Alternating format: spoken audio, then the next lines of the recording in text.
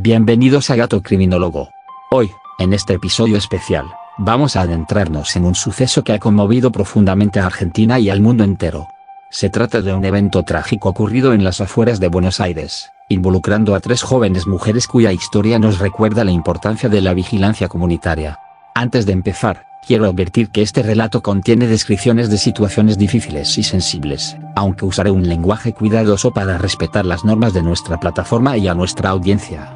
Si sientes que podría afectarte, por favor, pausa y regresa cuando estés listo. Recuerda, el objetivo aquí es informar, educar y promover la justicia, no dramatizar el dolor.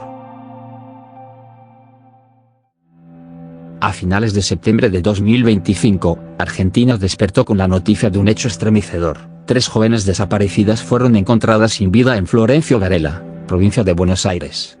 Los cuerpos de Brenda Loreley del Castillo, 20 años, Morena Verdi, 20, y Lara Morena Gutiérrez, 15, aparecieron enterrados en el patio de una vivienda, con claros indicios de agresión extrema.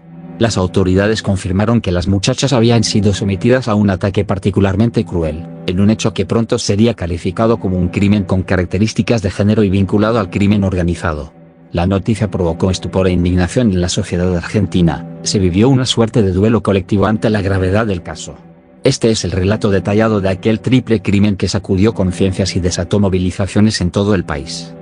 Brenda del Castillo y Morena Verdi tenían 20 años, eran primas y crecieron juntas en el barrio La Tablada, partido de La Matanza. Lara Gutiérrez, de solo 15 años, era amiga cercana de ambas. Las 3 compartían sueños y la ilusión propia de su edad. Brenda y Morena estaban iniciando la vida adulta. Eran chicas buenas, no se merecían esto, diría después la madre de Brenda con la voz quebrada, mientras que Lara aún transitaba la adolescencia. En sus entornos familiares eran queridas y protegidas. Antonio, el abuelo de Brenda y Morena, las recuerda discutiendo entre risas quién acompañaría al otro en un futuro hipotético, sin imaginar que el destino sería el contrario. Sus allegados destacan que ninguna tenía antecedentes de conductas problemáticas, eran jóvenes comunes, con gustos sencillos, amistades del barrio y proyectos por delante. La tarde del viernes 19 de septiembre de 2025, las chicas se despidieron de sus familias sin sospechar que sería la última vez. Contaron que iban a una reunión, supuestamente invitadas por conocidos, y alrededor de esa hora se las vio en la rotonda de Glovara y el Tiburón, en La Tablada. Cámaras de seguridad registraron las últimas imágenes con vida de Brenda, Morena y Lara. Se observa cómo suben juntas a una camioneta blanca que las esperaba en la esquina. Este video, luego difundido, muestra el vehículo en el que partieron confiadas, ignorando la trampa que las esperaba. Esa noche y durante el día siguiente, sus teléfonos celulares estuvieron activos hasta que, repentinamente, todas las señales se apagaron el sábado por la noche. A partir de ese momento, ningún mensaje más, ninguna llamada. Un silencio angustiante cayó sobre sus familias. Cuando las jóvenes no regresaron a casa el fin de semana, sus padres y abuelos supieron que algo andaba mal. Intentaron denunciarlas como desaparecidas de inmediato, pero se encontraron con trabas burocráticas. Según relató un familiar, en la fiscalía les sugirieron esperar hasta el lunes para formalizar la denuncia. La impotencia crecía a cada hora sin noticias. Desde el sábado 20, parientes y vecinos iniciaron su propia búsqueda por redes sociales y barrios cercanos, pegando carteles y divulgando fotos con la esperanza de encontrar alguna pista de Brenda, Morena y Lara. La investigación policial tomó impulso a comienzos de la semana siguiente. Gracias a la tecnología y la presión familiar, los investigadores lograron rastrear la última ubicación conocida de los celulares de las chicas. Las antenas de telefonía situaron la última señal en la zona de Florencio Varela, unos 25 kilómetros al sur de donde habían desaparecido. Además, el análisis de cámaras de seguridad municipales corroboró la secuencia. Se las veía abordar la camioneta en La Tablada, y luego el vehículo identificado como una Chevrolet Tracker blanca, tomando rumbo al sur. Con esa información, fuerzas de seguridad de la provincia de Buenos Aires siguieron el rastro hacia Florencio Varela. En la madrugada del miércoles 24 de septiembre, tras 5 días de búsqueda desesperada, la policía allanó una vivienda ubicada en las calles Hachal y Chañar, en la zona indicada por los rastreos. Lo que hallaron ahí confirmó los peores temores. En el patio trasero, bajo tierra, descubrieron 3 cuerpos femeninos. Las descripciones iniciales fueron impactantes. Los cuerpos estaban en muy mal estado, señaló una fuente presente. Con cautela y dolor, los forenses iniciaron la identificación de los restos, que horas después se confirmó que pertenecían a Brenda, Morena y Lara. Las familias recibieron la noticia más temida. Muchos ni siquiera pudieron reconocer los cuerpos por el nivel de daño sufrido. La escena del hallazgo era sobrecogedora. La vivienda allanada presentaba rastros biológicos y un fuerte olor a productos de limpieza, señal de que alguien había intentado borrar evidencias apresuradamente. En medio de ese panorama, la policía detuvo a 4 personas que se encontraban en el lugar, 2 hombres y 2 mujeres, de entre 18 y 28 años. Según trascendió, 2 de ellos eran los dueños de la casa y los otros 2 estaban dedicados a limpiar el sitio cuando llegó la autoridad. Las fuerzas de seguridad habían llegado justo a tiempo para interrumpir la operación de encubrimiento. Con el hallazgo de las jóvenes, comenzó a develarse la crueldad con la que actuaron los agresores. Los resultados preliminares de las pericias revelaron que Brenda, Morena y Lara sufrieron un trato violento antes de su fallecimiento. Gran parte de las lesiones ocurrieron en vida, mostrando un nivel de ensañamiento inusual. Los detalles se difundieron con cautela por la dureza de las imágenes que evocaban. Se reportó que las 3 presentaban heridas graves y señales de golpes, y que sus cuerpos fueron enterrados enteros, cubiertos con cal y tierra en un intento de ocultar evidencias. La escena hablaba de un mensaje de no piedad hacia las víctimas. Pronto, la investigación reveló un componente aún más perturbador: el crimen habría sido transmitido en vivo a través de Internet. Según los datos recabados, la sesión de agresión fue filmada y difundida en directo por medio de un grupo cerrado de redes sociales, donde unos 45 integrantes, en su mayoría miembros de la organización detrás del hecho, presenciaron virtualmente el acto.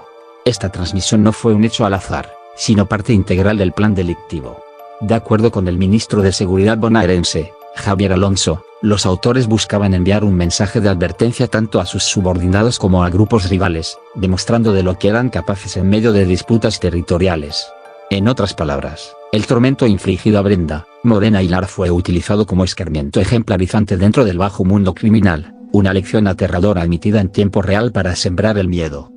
El uso de redes sociales para difundir semejante brutalidad generó asombro incluso entre investigadores veteranos. Se supo que uno de los primeros detenidos, un joven de 18 años llamado Maximiliano Parra, confesó haber participado en la filmación. Que un ataque múltiple se compartiera por internet superó lo imaginable en el contexto argentino y evidenció cómo el crimen organizado aprovecha la tecnología para sus fines más oscuros. Paradójicamente, esa misma tecnología resultó clave para la investigación, rastreando huellas digitales, ubicaciones de celulares y cámaras de seguridad. Las autoridades pudieron reconstruir el recorrido de las víctimas y atar cabos sobre los responsables. El caso Florencio Varela puso de relieve las implicancias digitales del delito moderno, desde el uso de redes para difundir violencia, hasta el trabajo policial de análisis de datos y coordinación internacional para atrapar a los culpables. Para entender este caso es necesario situarlo en el contexto del crimen organizado en Argentina, un fenómeno en crecimiento que viene dejando una estela de violencia. En las últimas décadas, el país ha dejado de ser un lugar de tránsito de productos ilegales para convertirse en territorio de producción y consumo, con bandas locales y extranjeras operando en múltiples provincias. Como apuntó un especialista en delitos complejos, en Argentina el crecimiento del negocio ilícito ha sido exponencial. Este incremento de las economías criminales trae aparejado un aumento de la violencia asociada, disputas por territorio, venganzas entre grupos y mensajes mafiosos. Regiones antes tranquilas han visto proliferar estas organizaciones, aprovechando la desigualdad y la vulnerabilidad social para reclutar mano de obra y expandir sus redes. En este panorama surge la figura de Tony Hansen Valverde Victoriano, alias Pequeño J, señalado como el presunto cabecilla intelectual detrás del triple crimen. Pequeño J, también apodado Julito, es un joven de nacionalidad peruana, apenas de 20 años, con antecedentes familiares vinculados al crimen organizado en su país. Lejos de su apodo infantil, este individuo es descrito como un líder emergente que en poco tiempo construyó una estructura delictiva violenta y disciplinada. Su base de operaciones se ubicaba en villas de la ciudad de Buenos Aires, particularmente en las conocidas Villa Zabaleta y Villa 21-24, en la zona de Barracas y Pompeya. Desde esos enclaves urbanos vulnerables, Pequeño J habría montado una red de distribución de sustancias prohibidas que extendía sus tentáculos hacia el sur del conurbano bonaerense. Florencio Varela, precisamente, figuraba entre los territorios donde este grupo manejaba puntos de venta.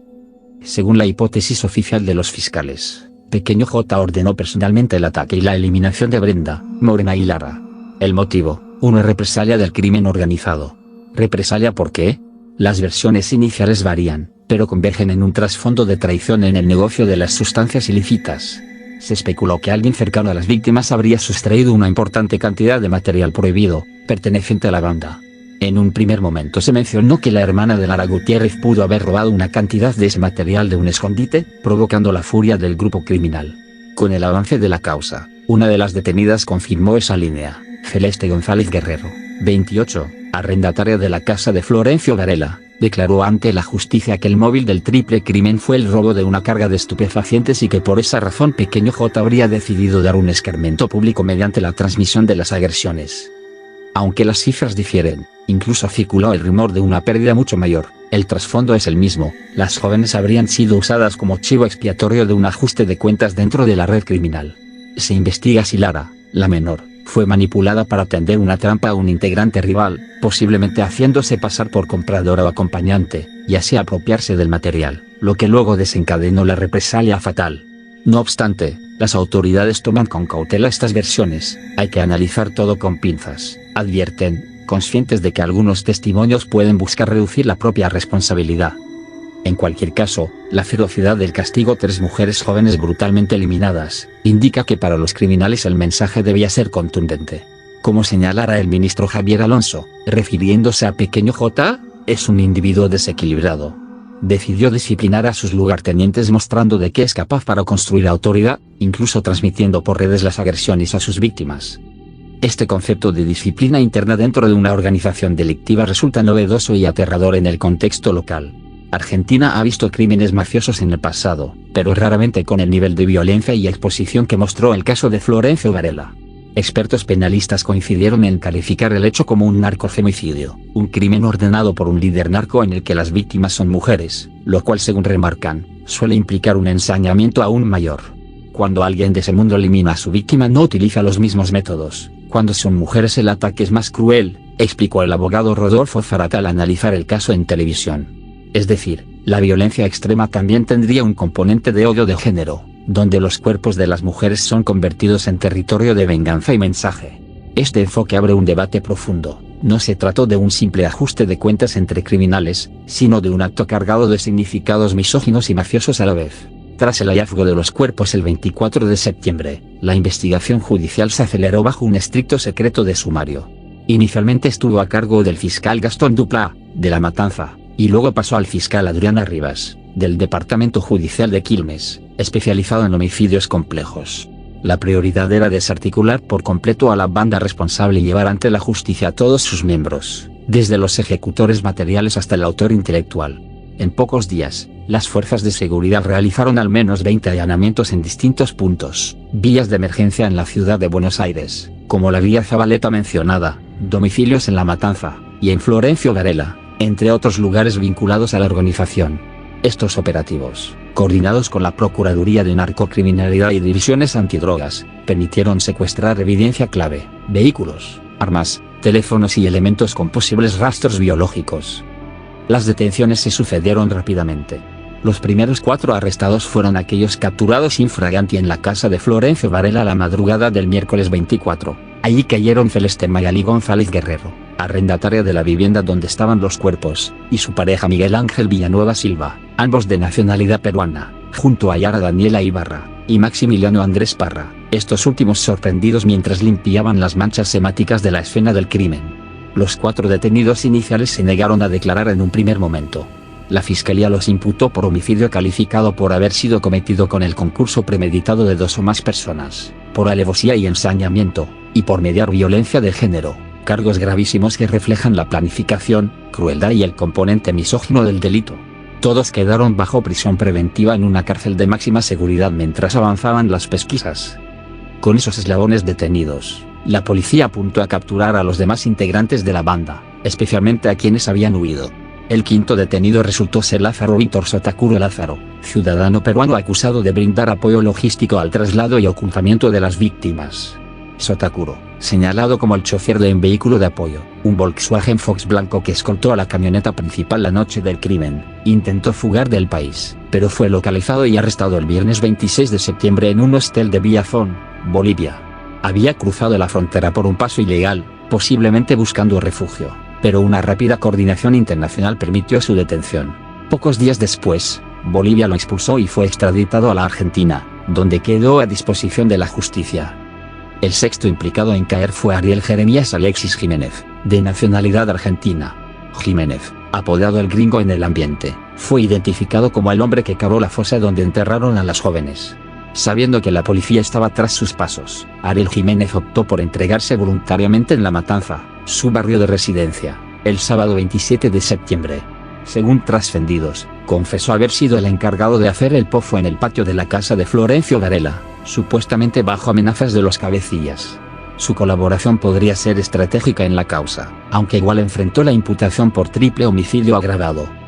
El séptimo arresto trajo una escena digna de las películas. Milagros Florencia Ibáñez, sobrina de Lázaro Sotakuro, el chofer detenido, se presentó nada menos que en los estudios del canal de Noticias A24, en Palermo, para brindar una entrevista sobre el caso.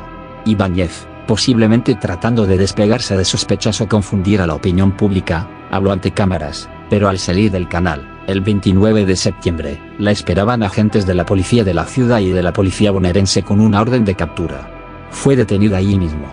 Se cree que Milagros Ibáñez viajaba en el auto de apoyo con su tío la noche del crimen, por lo que habría actuado como entregadora o al menos cómplice en la logística. Faltaban atrapar a las dos figuras principales, quienes lograron inicialmente evadir el cerco. Tanto Matías Agustín Osorio, un argentino indicado como la mano derecha de Pequeño J, como el propio Tony Pequeño J. Hanfen, habían escapado de Argentina. Las pesquisas señalaron que habían huido hacia el Perú, aprovechando lazos familiares y las rutas del narcotráfico. Se lanzaron notificaciones rojas de Interpol y se activó la cooperación binacional para localizarlos. Finalmente, el 30 de septiembre se produjo el golpe maestro, en un operativo conjunto de la Policía Nacional del Perú y efectivos de inteligencia argentinos. Matías Osorio fue capturado en Lima, y apenas horas más tarde, Pequeño, fue ubicado y detenido en la localidad peruana de Pucusana, al sur de Lima. El temido joven narco intentaba esconderse dentro de un camión que circulaba por la carretera panamericana, pero ya estaba rodeado. Su arresto, 3 días de intensa búsqueda, fue celebrado por las autoridades como el cierre del círculo. Pequeño J quedó bajo custodia peruana a la espera de su extradición a la Argentina, donde afrontará los mismos cargos agravados que sus subalternos, además de ser señalado como el autor intelectual de la masacre. ¿Por qué fugaste de Argentina? Por miedo. ¿Por qué? Porque si me pusieron como Pablo Escobar. ¿Por qué no me voy a correr? Vengo para acá para agarrar a mi abogado para que me pueda defender. ¿Qué tienes que ver tú con la muerte de la joven? ¿Por qué la citaron ahí?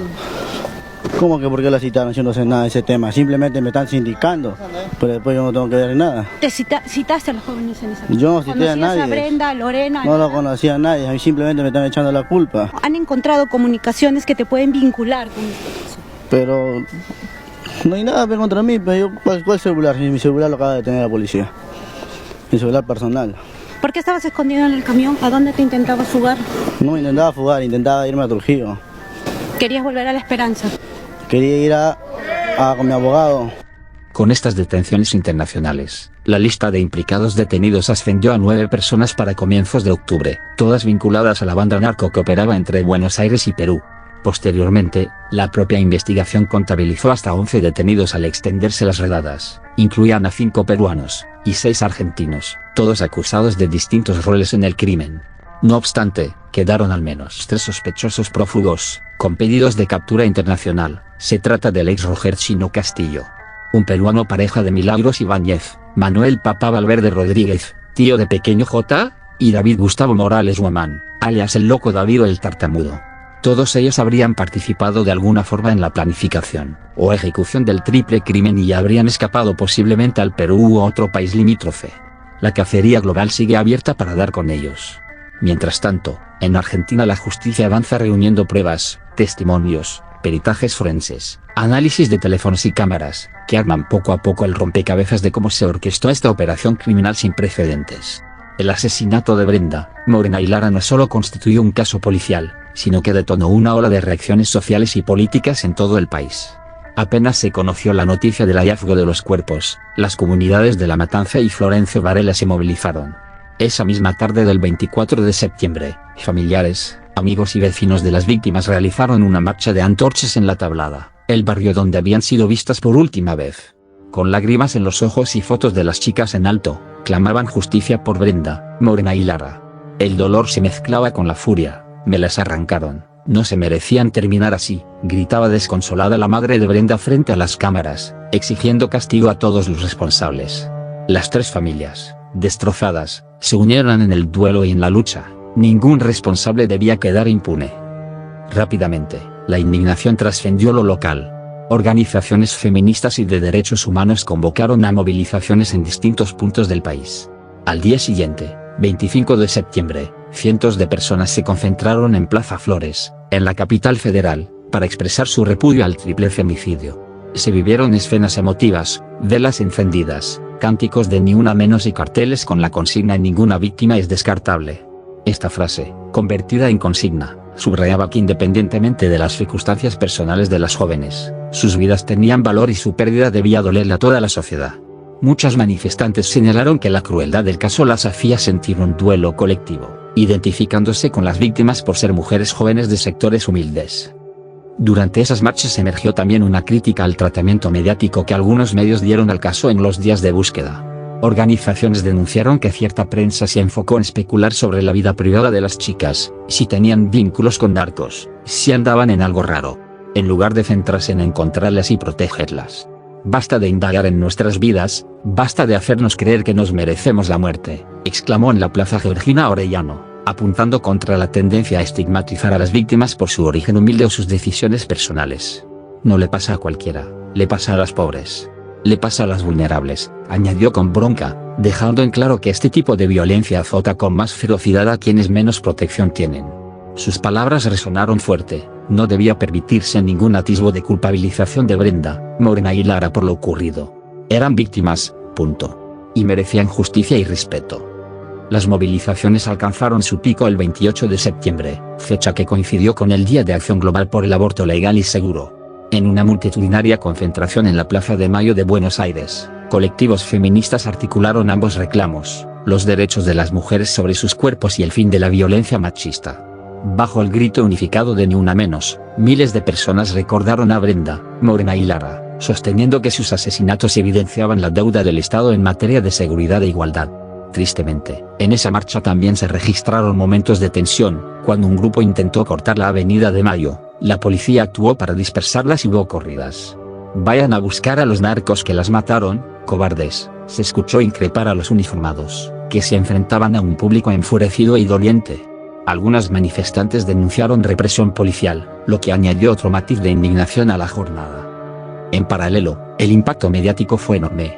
Durante semanas, el caso ocupó portadas de diarios, noticieros de televisión y trending topics en redes sociales. Se lo bautizó como el triple crimen de Florencio Varela, el triple femicidio o incluso narcofemicidio de La Matanza. Programas enteros desmenuzaron teorías, mostraron informes especiales sobre la banda de Pequeño J, y debatieron sobre la inseguridad creciente. Si bien la cobertura sirvió para visibilizar la tragedia, también fue objeto de escrutinio por posibles sesgos sensacionalistas. Algunas crónicas detallaron en exceso la violencia sufrida por las jóvenes, algo que familiares consideraron innecesario y revictimizante. Otras insinuaron que las víctimas podrían haber tenido algún vínculo con los victimarios, por ejemplo, que se relacionaban con gente de ese ambiente, lo cual fue repudiado por activistas. "No hay víctimas buenas o malas, todas las vidas importan", respondieron desde el Observatorio de Violencias de Género, instando a no juzgar a las chicas por su origen o contexto. El caso también escaló a la agenda política nacional en un contexto de alta polarización por la inseguridad. Las repercusiones exhibieron la típica grieta política argentina. Desde la oposición de derecha, dirigentes apuntaron sus dardos al gobierno provincial de Buenos Aires, por la situación de inseguridad en el conurbano. La entonces ministra de Seguridad Nacional, Patricia Bullrich, y el presidente Javier Milei señalaron con dureza fallas en el control territorial bonaerense. Bullrich llegó a calificar de aberrante que se intentara vincular el triple crimen con la consigna "ni una menos", sugiriendo que se trataba solo de narcos y no de violencia de género. Sus declaraciones generaron controversia y fueron percibidas como un intento de desligar al Estado Nacional de responsabilidades, achacándole todo el costo político a Kicillof. Por su parte, el gobernador Kicillof contraatacó públicamente, definiendo el hecho como un narcofemicidio planificado para desaparecer los cuerpos y enfatizando que la organización criminal operaba con base en la ciudad de Buenos Aires, es decir, fuera de la órbita provincial. Kicillof reclamó al gobierno nacional una estrategia federal coordinada contra el narcotráfico, subrayando que se trata de un fenómeno internacional que atraviesa fronteras y desborda las capacidades de una sola jurisdicción. El cruce político continuó en días posteriores. Dirigentes de distintas facciones aprovecharon el horror suscitado para plantear debates sobre seguridad, narco y género. Desde sectores de izquierda, referentes como Miriam Bregman destacaron la importancia de incorporar la perspectiva de género en la investigación, para que no se diluya el carácter femicida del hecho bajo la etiqueta de narco solamente. También denunciaron la ausencia de políticas públicas efectivas que atiendan la vulnerabilidad de mujeres jóvenes en barrios populares. Organismos internacionales y universidades, como Amnistía Internacional, el Equipo Latinoamericano de Justicia y Género, y la Universidad Nacional de La Plata, emitieron comunicados condenando el triple femicidio y reclamando acciones estatales para prevenir que algo así se repita. En tanto, especialistas en seguridad señalaron que este caso evidencia la capacidad operativa de bandas transnacionales en Argentina, y urgieron a reforzar la cooperación federal e inteligencia criminal para enfrentarlas. El consenso general, el Estado en sus distintos niveles debía dar una respuesta integral, que combata al narco con fuerza pero también con inclusión social, para que los jóvenes no queden a merced de las redes delictivas. El triple crimen de Brenda, Morena y Lara trasciende la crónica policial para convertirse en un espejo oscuro donde se reflejan varios problemas estructurales. En primer lugar, expone cómo el crimen organizado puede combinarse con la violencia de género, produciendo un cóctel letal. No es casual que las víctimas hayan sido mujeres jóvenes de entornos humildes. Diversos análisis indican que, en contextos narco, los cuerpos de mujeres, y también de personas trans, son a veces utilizados como territorios de guerra, para enviar mensajes de temor. La extrema severidad, los maltratos severos filmados, y la exhibición del castigo cumplen una función disciplinadora dentro de esas organizaciones. Y se reproduce así un patrón en que la violencia se entrelaza con la lógica mafiosa, y se busca sembrar miedo y reafirmar el poder absoluto del líder sobre la vida y el cuerpo de quienes considera inferiores o traidores. El caso de Florencio Varela puso en evidencia que Argentina enfrenta una nueva escala de violencia narco.